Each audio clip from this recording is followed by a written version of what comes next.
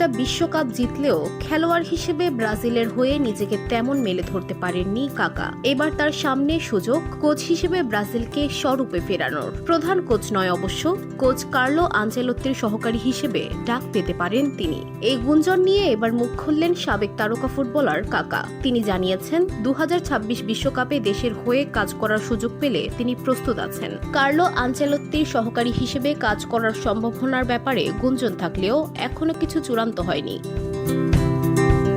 তবে কাকার ভাষ্য, সুযোগ এলে তিনি ঝাঁপিয়ে পড়বেন সর্বস্ব দিয়ে। তিনি বলেন, যদি দল মনে করে আমি কোনোভাবে সাহায্য করতে পারি, তাহলে আমি মনে করি এই মুহূর্তে আমি প্রস্তুত।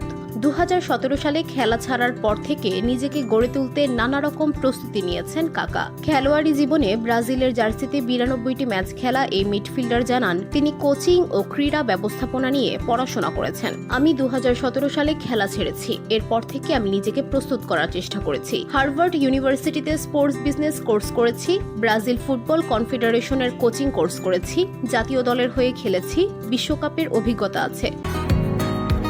বসুন্ধরা, উত্তরা, বনশ্রী, কুড়িল ও বাড্ডা সহ রাজধানীর বিভিন্ন স্থানে অভিজাত ও অত্যাধুনিক মানের ফ্ল্যাট কেনার এক নির্ভরযোগ্য প্রতিষ্ঠান প্লেজেন্ট প্রপার্টিজ লিমিটেড।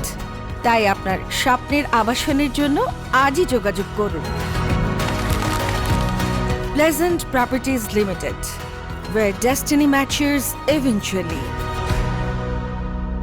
যদি সুযোগ আসে, আমি প্রস্তুত আছি ব্রাজিল জাতীয় দলের হয়ে কাজ করার জন্য। কাকার সঙ্গে আনচেলত্তির সম্পর্ক বেশ গভীর। এসি মিলানে একটা বড় সময় ধরে একসঙ্গে কাজ করেছেন তারা। মিলানে তাদের যুগলবন্দিতে চ্যাম্পিয়ন্স লিগ জিতেছিল দল। কাকাও জিতেছিলেন তার ক্যারিয়ারের একমাত্র ব্যালন ডিওরটা। ব্রাজিল ফুটবল ফেডারেশন এরই মধ্যে ঘোষণা দিয়েছে, চলতি মৌসুম শেষে রিয়াল মাদ্রিদ ছাড়বেন আনচেলত্তি। 26 মে থেকে আনুষ্ঠানিকভাবে দায়িত্ব নেবেন তিনি।